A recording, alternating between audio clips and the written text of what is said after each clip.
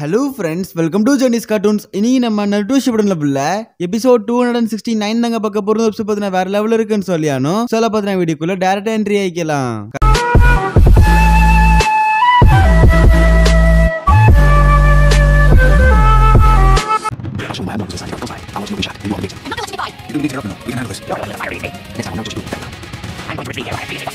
கதியோட starting சீன்ல நம்ம ரைக்காகே அங்கேயும் இங்கேயுமா போயிட்டே இருப்பாரு. எதுக்குன்னு பாக்குறப்பதான் அந்த கோல்டன் சில்வர் பிரதர்ஸ் இருப்பானுங்கல்ல அவங்கள நினைச்சு லைட்டா பயப்படுறாரு. சுன்னாடியெல்லாம் வந்துகிட்டு யாரா இவன் ரைக்காகவே இருந்துகிட்டு இப்படி பயப்படுறானே அப்படிங்கிற மாதிரி பாத்துக்கிட்டு இருப்பா. அப்பதான் ரைக்காகே சொல்லுவாரு, ஹிடன் கிரவுட்லயே வந்துகிட்டு இவங்க கொஞ்சம் டேஞ்சரஸான பேருன்ற மாதிரி சொல்றாங்க. அதாவது கிட்டத்தட்ட டோபிராமா செகண்ட், அதாவது ரைக்காகவும் செகண்ட் ஒக்காகவும் ஒரு மீட்டிங் அரேஞ்ச் பண்ணிருக்காங்க. ஆனா அந்த டைம்ல இவங்க ரெண்டு பேர் சேர்ந்து அந்த ரெண்டு காகேஷவே தெருக்கி விட்டுருக்காங்க. அந்த அளவுக்கு பவர்ஃபுல்லா இருந்திருக்கானுங்க.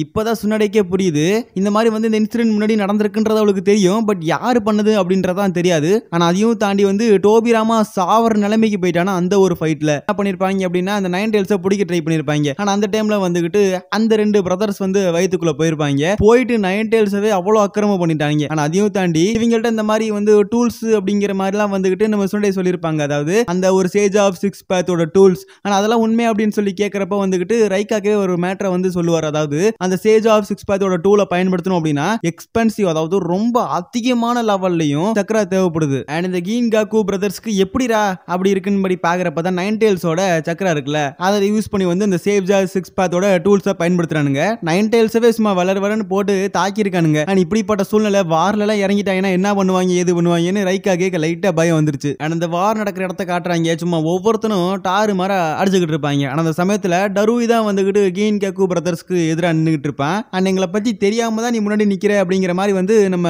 டருவியை பார்த்து கிண்டல் அடிப்பானுங்க. ஆனா அந்த சமயத்துல சமுயோ நட்டுயி அந்த இடத்துல ஃபைட் பண்றதுக்காக வருவாங்க. டருவி எல்லாம் கேட்பான், நீங்க இங்க வந்தீங்க அப்படின்னு சொல்லிட்டு. ஆனா அதுல ஒருத்தர் சொல்லுவான், இந்த மாதிரி நான் இவனை பத்தி நல்லா படிச்சு பார்த்தேன், அந்த அளவுக்கு பில்டப் கொடுக்குற அளவுக்குலாம் இல்ல அப்படிங்கிற மாதிரி சொல்லிக்கிட்டு இருக்கப்பே வாய்க்குள்ள வெளியெடுக்கிறான். என்னன்னு சொல்லி பாக்குறப்ப சேஜ் ஆஃப் சிக்ஸ் பேத்தோட அந்த ஒரு டூல்ஸ். அண்ட் இந்த மாதிரி பயமே இல்லை அப்படிங்கிற மாதிரி சொல்லிட்டு இருந்தாங்க. அந்த டூல்ஸை பார்த்தோன்னே அவனுக்கு பயம் வந்துருது. ஏன்னா டாப் 5 நிஞ்சா டூல்ஸ்ல இது டாப், அதாவது நான் டாப் 5 நிஞ்சா டூல்ஸ்ங்கிற மாதிரி சொல்றத இவங்க அதெல்லாம் 4மே வச்சிருக்கானுங்க. அப்படி எந்த அளவுக்கு பவர்ஃபுல்லா இருப்பாங்கன்னு பாத்துக்கோங்க. அண்ட் கையில போட்டிருக்கிறது பாத்தீங்கன்னா கொக்கின்சோ. அண்ட் இது என்ன சொல்றது, எனிமியோட அந்த ஒரு எல்லா பவரையும் இழுத்து எடுத்துருன்னு சொல்லிடணும். அப்படியே ஒவ்வொரு கத்தியோட பேரையும் விளக்கமும் அப்படியே விளக்கமா சொல்லிட்டு இருப்பாங்க. ஆனா அந்த சமயத்துல ஒயிட் ஜெட்ஸு கொஞ்சம் கொஞ்சமா நெருங்க ஆரம்பிப்பாங்களா. ஆனா அதாவது அட்சூரின்னு ஒருத்தர் இருப்பான்ல அவன் போட்டுக்கிட்டு நெருப்பை போட்டு பொழந்து எடுத்துக்கிட்டு இருப்பான். நெருப்பை போட்டு பொழந்து எடுத்தா நல்லதுதான். ஆனா அதுக்கப்புறம் தேவலாம வேலை பண்ணுவான். ஆனா உன்னை கொல்ல போறண்டா, என்னோட நெஞ்சுட்ஸோ பெரிய நெஞ்சுட்ஸுன்னு அடிக்க போவான். சமூகல வேணான்னு கத்திக்கிட்டு இருப்பா. அந்த பேண்ட் ஒன்று போட்டிருந்தான்ல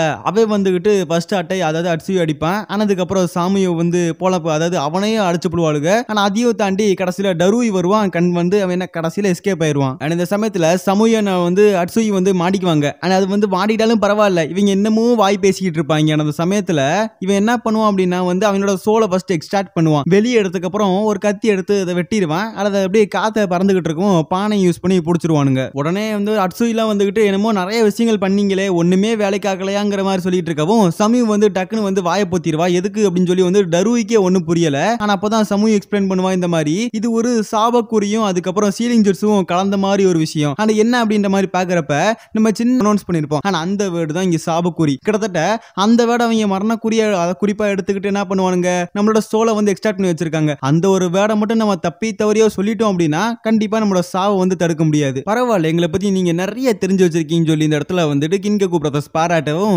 டருவிலாம் என்னடா அது சின்ன பிள்ளைங்க விளையாட்டு மாதிரி பண்ணிட்டு இருக்கீங்களேங்கிற மாதிரி யோசிச்சுக்கிட்டு இருப்பான். ஆனா அட்சுயிலாம் என்ன வார்த்தையா இருக்குன்னு அவனுக்கே தெரியாம மண்டையை போட்டு பேசிக்கிட்டு இருப்பான். திடீர்னு அந்த கின்காக்கு பிரதர்ஸ் ஃபர்ஸ்ட் யூஸ் பண்ணவும் ஆனா அட்சுயிலாம் ஐயோ கொதிக்குதே அப்படிங்கிற மாதிரி சுடுதேங்கிற மாதிரி சொல்லிட்டு இருப்பான். ஆனா திடீர்னு அந்த ஒரு பானை அவனை இழுக்க ஆரம்பிச்சிடும். இதுக்கான அர்த்தம் என்னன்னா இவன் சின்ன வயசுல இருந்து most of the time use பண்ணது இந்த ஒரு சுடு அப்படிங்கிற வேர்டு, அதாவது வேர்டு தான். அண்ட் இந்த சமயத்துல என்ன பண்ணுவான், டக்குன்னு சமியோட வாயை பிடிச்சிருவான். இந்த வாய் தான் வாழ்க்கையவே கெடுக்கிறது அப்படிங்கிற மாதிரி கிண்டல் அடிச்சுக்கிட்டே வாயை மூடி வச்சுட்டு இருப்பான். அண்ட் உடனே டருவிக்கு சரியான சமூக நீ மட்டும் சூழ்நிலை ஆகி போச்சுன்னு சொல்லிட்டு என்ன பண்ணுவான் அப்படின்னா சரியான வேகத்துல போயிட்டு டக்குன்னு ஒருத்தனோட கையை துண்டா வெட்டிடுவான். அண்ட் இதுதான்டா சரியான டைம்னு சொல்லிட்டு இந்த மாதிரி டருவி அவனோட ஸ்டைலை யூஸ் பண்ணி அட்டாக் பண்ண ஆரம்பிப்பாங்க. அவங்களால தாக்கு பிடிக்கவே முடியாது. ஆனா அந்த சமயத்துல அவன் கின்காக்கு என்ன பண்ணுவான் அப்படின்னா கீழே கிடக்க அந்த வெட்டு போன கையை ஒரே மிதிப்பான். ஆனா அதுல தான் அந்த ஒரு சக்கரா பேண்ட் இருக்கு. டக்குன்னு வந்து ஒரு வார்த்தை அப்படின்னு இருக்கும்ல, அந்த ஒரு அதாவது அந்த வார்த்தையும் வெளியே வந்துருது.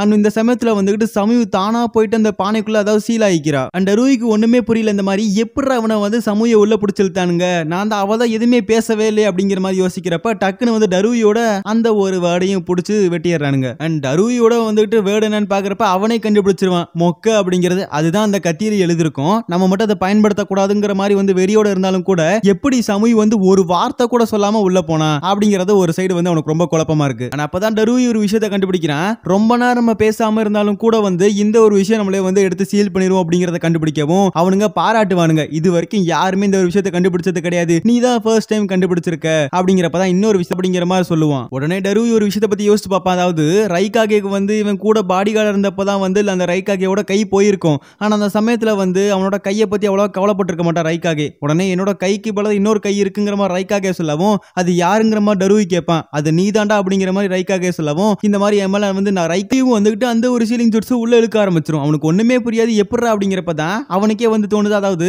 அந்த மொக்கங்கிற வேர்டு அவன் சொல்லாட்டியுமே அந்த ஒரு மீனிங்கை வந்து வச்சு ஒரு வேர்டு சொன்னா கூட அது அவனை உள்ள இழுத்துரும். இப்போ வந்து டருவி வந்து மன்னிப்பு கேட்க ஆரம்பிச்சிருவான். இந்த மாதிரி ஃபர்ஸ்ட் ரைகாகே கிட்ட மன்னிப்பு கேட்பான். இந்த மாதிரி எங்க மேல நம்பிக்கை வச்சீங்க, பட் இந்த சமயத்துல வந்து நான் தோத்து போயிட்டேன். உடனே வந்து அந்த மாதிரி அட்சுக்கியும் அப்புறம் வந்துகிட்டு சமுகி கிட்ட வந்து மன்னிப்பு கேட்பான். ஏன்னா வந்து காப்பாற்ற முடியல அப்படின்னு சொல்லிட்டு அண்ட் வந்து சுத்தி முடியிருக்க எல்லா நெஞ்சாஸ்டியும் வந்து மன்னிப்பு கேட்பான். ஆனா அவ்வளவுதான் சோழி முடிஞ்சுன்னு நினைக்கிறப்ப திடீர்னு தண்ணிக்குள்ள வந்து டருவி வந்து சரியான வேகத்துல வந்து அந்த சில்வர் கடனை அடிச்சு பறக்க விடுறான். ஆனா அதுல வந்து அந்த ஒரு கை இருக்குல்ல, அது ஒருத்த மேல பட்டுருது. ஆனா அந்த மாதிரி வார்த்தைகளும் வந்து பதிவாயிரும். ஆனா அந்த சமயத்துல எப்ப எஸ்கேப் பண்ணு பாக்குறப்ப அந்த ஒரு கத்தியில மன்னிச்சிருங்கிற மாதிரி போட்டிருக்கும். அதாவது டருவி வந்து மன்னிச்சிருங்க இந்த மாதிரி வந்துகிட்டு இந்த ஒரு சில்வர் கலரோட அந்த ஒரு சோல் வேர்டு வந்து வெட்டி எடுத்திருப்பான். அதாவது கிட்டத்தட்ட வெளியே வந்திருக்கும். அதை நம்ம டருவி வந்து வெட்டி பிடிச்சு வச்சுக்குவான். எதுக்கு அப்படின்னா அவனோட வேர்டை வந்து கரெக்டா நோட்டீஸ் பண்ணி அவனை உள்ள இழுக்கிறதுக்காக. ஆனா இந்த சமயத்துல நிறைய சக்கரா வந்து இழுத்திருக்கும் டருவிட்ட இருந்து. ஏன்னா இந்த மாதிரி முதலே ரைகாகே சொல்லியிருப்பாரு, இந்த ஒரு டூல்ஸ் எல்லாம் யூஸ் பண்ணணும்னா கண்டிப்பா சக்கரா 9 டெயில்ஸ் அளவுக்கு இருக்கணும். ஏன்னா அவங்கள்ட்ட 9 டெயில்ஸ் அளவுக்கு சக்கரா இருக்கிறனால இந்த இடத்துல டருவியால கொஞ்சம் தாக்கு பிடிக்க முடியல. அண்ட் இப்ப அந்த சில்வர் கலர் மண்டியனுக்குலாம் ரொம்ப அள்ளு விட்டு போயிருது. டே என்னடா பண்ணுவேங்கிற மாதிரி